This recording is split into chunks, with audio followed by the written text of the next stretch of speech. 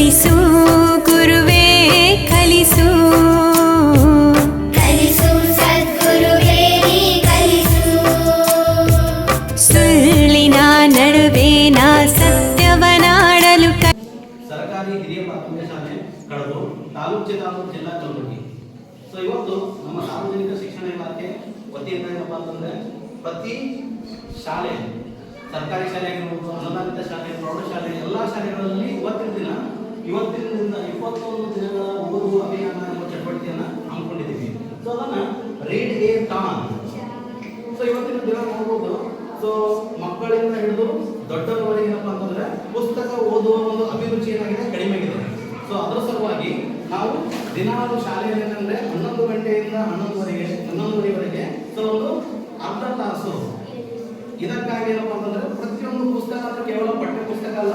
So ಇಲ್ಲಿ ಬೇರೆ ಬೇರೆ ಪುಸ್ತಕ ಲೇಖಕರಾಗಿರ್ಬೋದು, ಕವಿಗಳಾಗಿರ್ಬೋದು, ಸೊ ಮತ್ತೆ ಬರೆದಿರುವಂತಹ ಕಾದಂಬರಿಗಳಾಗಿರ್ಬೋದು, ಕಥೆಗಳಾಗಿರ್ಬೋದು, ಸೊ ದಿನಾಲು ಒಂದೊಂದು ಪುಸ್ತಕವನ್ನು ಆಯ್ಕೆ ಮಾಡಿಕೊಂಡು ಸೊ ಮಕ್ಕಳ ಜೊತೆಗೆ ನಾವು ಎಲ್ಲ ಶಿಕ್ಷಕರು ಕೂಡ ಏನಪ್ಪ ಅಂತಂದ್ರೆ ಓದುವುದರಲ್ಲಿ ಒಂದು ಅರ್ಧ ತಾಸಿನ ಮೀಸಲಾಗಿ ಇಟ್ಟಿದ್ದೀವಿ. ಸೊ ಇವತ್ತಿನ ದಿನ ಸೊ ನಮ್ಮ ಇಲ್ಲಿ ನೋಡ್ಬೋದು ಎಲ್ಲ ಶಾಲಾ ಮಕ್ಕಳು ಮತ್ತೆ ಶಿಕ್ಷಕರು ಏನಪ್ಪ ಅಂತಂದ್ರೆ ಸೊ ಓದಿನಲ್ಲಿ ಏನಪ್ಪ ಅಂದ್ರೆ ಮಗ್ನರಾಗಿದ್ದಾರೆ. ಈ ಮೊಬೈಲ್ ಯುಗದಲ್ಲಿ ಎಲ್ಲರೂ ಕೂಡ ಏನಂತಂದ್ರೆ ಕೈಯಲ್ಲಿ ನೋಡಿದ್ರೆ ಯಾರ ಕೈಯಲ್ಲಿ ಕೂಡ ಪುಸ್ತಕ ಕಾಣಲ್ಲ, ಕೇವಲ ಏನಂದ್ರೆ ಮೊಬೈಲ್. ಸೊ ಹಾಗಾಗಿ ಸೊ ಈ ಒಂದು ಅಭಿಯಾನವನ್ನ ಹಮ್ಮಿಕೊಂಡಿದ್ದೀವಿ.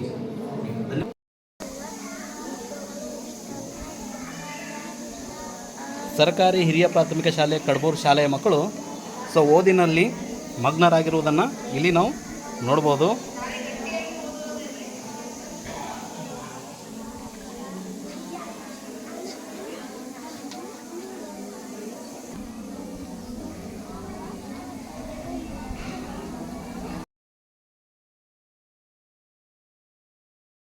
ಓಕೆ, ಮುದ್ದು ಮಕ್ಕಳೇ, ಇಲ್ಲಿ ಒಟ್ಟು ಎಷ್ಟು ಗ್ರಹಗಳು ಗೊತ್ತಿಲ್ಲ? ಗ್ರಹಗಳು ಎಷ್ಟು ಗ್ರಹಗಳು ಗೊತ್ತಿಲ್ಲ. 8 ಗ್ರಹಗಳು. ಎಷ್ಟು ಗ್ರಹಗಳು? 8 ಗ್ರಹಗಳು. ಗ್ರಹಗಳದಾವ. ಇವು ಯಾವ ಗ್ರಹವನ್ನ ನೋಡಿ ಫಸ್ಟ್ 8 ಗ್ರಹ ಯಾವ ಅಂತ ಹೇಳ? ಬುಧ, ಶುಕ್ರ, ಭೂಮಿ, ಮಂಗಳ, ಗುರು, ಶನಿ, ಯುರೇನಸ್, ನೆಪ್ಚೂನ್. ಎಷ್ಟದು? ಬುಧ, ಶುಕ್ರ, ಭೂಮಿ, ಮಂಗಳ, ಗುರು, ಶನಿ, ಯುರೇನಸ್, ನೆಪ್ಚೂನ್. ಒಟ್ಟು 8 ಗ್ರಹಗಳಲ್ಲಿ ಜೀವಿಗಳು ವಾಸಿಸುವಂತಹ ಏಕೈಕ ಗ್ರಹ ಯಾವಪ್ಪ ಅಂತಂದ್ರೆ ಭೂಮಿ. ಯಾವ ಗ್ರಹದ ಮೇಲೆ ಜೀವಿಗಳಿರ್ತಾವ? ಭೂಮಿ ಗ್ರಹದ ಮೇಲೆ ಏನಪ್ಪಾ ಅಂತಂದ್ರೆ ಜೀವಿಗಳಿರ್ತಾವ. ಸೊ ಇವತ್ತು ಇಲ್ಲೊಂದು ಸಣ್ಣ ಕಥೆ ಏನಂತಂದ್ರೆ ಸರ್ ನಿಮಗೆ ಹೇಳಿದ್ರು ಕಥೆ ಏನಂತಂದ್ರೆ ಮೋಡ ಏಕೆ ಮಳೆ ಸುರಿಸುತ್ತದೆ ಅಂತ. ಮೋಡ ಏಕೆ ಮಳೆ ಸುರಿಸುತ್ತದೆ ಅಂತಂದ್ರೆ ಇಬ್ರು ದೋಸ್ತರಿದ್ರಂತ, ಗೆಳೆಯರು. ಯಾರ್ಯಾರು ಅಂತಂದ್ರೆ ಒಂದು ಮೋಡ, ಇನ್ನೊಂದು ಭೂಮಿ. ಯಾರು ಇಬ್ರು ದೋಸ್ತರು? ಭೂಮಿ. ಇಬ್ರು ಭಾರಿ ಬೆಸ್ಟ್ ಫ್ರೆಂಡ್ ಅಂತ, ಬೆಸ್ಟ್ ಫ್ರೆಂಡ್ ಇದ್ರು. ಸೊ ಭೂಮಿ ಏನಿರ್ತಂದ್ರೆ ಹಗುರ ಇತ್ತಂತ. ಮೊದಲ ಭೂಮಿ ಹೇಗಿತ್ತು? ಹಗುರ ಇತ್ತಂತ. ಸೊ ಅವಾಗ ಒಂದಿನ ಇದಕ್ಕೆ ಭೂಮಿಗೆ ಏನಪ್ಪಾ ಅಂತಂದ್ರೆ ಬೇಸರ ಆಯ್ತಂತ. ಸಾಕಾಗೈತಪ್ಪ ಇಲ್ಲಿ ಜೊತೆಗಿದ್ದು, ನಾ ಏನ್ ಮಾಡ್ತೀನಿ, ಸ್ವಲ್ಪ ದಿನ ಆ ಕಡೆ ತಿರುಗಾಡಿ ಬರ್ತೀನಿ ಅಂತ ಅನಿಸಿ. ಹೌದಾ? ಸೊ ಮತ್ತೆ ಹಾಗಾದ್ರೆ ಯಾವಾಗ ಬರ್ತೀನಿ ಅಂತಂದಾಗ, ನೀ ಯಾವಾಗ ಮಳೆ ಸುರಿಸ್ ನೋಡು ಮೋಡ, ನೀ ಯಾವಾಗ ಮಳೆ ಸುರಿಸ್ತಿ ಅವಾಗ ವಾಪಸ್ ಬರ್ತೀನಿ ಅಂತ ಹೇಳ್ಕೊಂಡದು. ಯಾರು? ಭೂಮಿ ಹೇಳ್ತಂತ. ಅವಾಗ ಹೋಯ್ತು. ಹೋಗ್ಬೇಕಾಯ್ತು. ಮೋಡಕ್ಕೆ ಏನಪ್ಪಾ ಅಂತಂದ್ರೆ ಗೆಳೆಯನ ನೆನಪಾಗ್ತದ. ಯಾರ್ದು? ಭೂಮಿ. ಅವಾಗ ಏನಂತಂದ್ರ ಮಳೆ ಸುರಿಯಕ್ಕೆ ಸ್ಟಾರ್ಟ್ ಆಗ್ತದಂತ. ಮಳೆ ಸುರಿಯಕ್ಕೆ ಸ್ಟಾರ್ಟ್ ಆಯ್ತು. ಸೊ ಯಾವಾಗ ಮಳೆ ಸುರಿಯಕ್ಕೆ ಸ್ಟಾರ್ಟ್ ಆಗ್ತದೋ ಭೂಮಿಯಿಂದ ಬಂತು ವಾಪಸ್ ಏನಪ್ಪಾ ಅಂತಂದ್ರೆ ಬರುತ್ತೆ. ಸೊ ಈ ರೀತಿ ಯಾವಾಗ ಮಳೆ ಸುರಿದು ಭೂಮಿ ಏನಾಗುತ್ತೆ? ಹಗುರ ಇರ್ತದೆ. ಏನಾಗುತ್ತೆ? ಭಾರ ಆಗ್ತದ. ನೀವು ಮನೆ ನೋಡಿರ್ಬೋದು, ಬಟ್ಟಿ ಮೊದಲು ಇದ್ದಾಗ ಹಗುರ ಇರ್ತದ. ನೀರಾಗಿ ಎಂತ ತೆಗಿರಿ? ನೀರಾಗಿ ಎದ್ದಿದ್ದಾಗ ವಜನ ಬಂದಿ. ಭೂಮಿ ಏನಂತಂದ್ರ ಭಾರ ಆಯ್ತಂತ. ಅವಾಗ ಯಾವಾಗ ಮಳೆ ಸುರಿಯುತ್ತೋ ಭೂಮಿಯ ಮೇಲೆ ಸಸ್ಯಗಳು, ಪ್ರಾಣಿಗಳು, ಪಕ್ಷಿಗಳು, ಹೌದಾ, ಸಾಕಷ್ಟು ಜೀವಿಕೋಶಗಳು ಏನಪ್ಪಾ ಅಂತಂದ್ರೆ ಅದ ಮೇಲೆ ಉಟ್ಕೊಂಡು ಬಂತಾರ. ಆಯ್ತಾ? ನಮ್ಮನ್ನು ಕೂಡ ಇಂಪಾರ್ಟೆಂಟ್ ಏನೇನ್ ಬೇಕು ಹೇಳೋಣ? ನಾವು ಜೀವಂತ ಇರಬೇಕಾದ್ರೆ ನೀರು ಬೇಕಾ?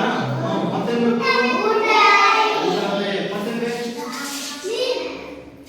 ಉಸಿರಾಡಕ್ಕೆ ಏನ್ ಬೇಕು?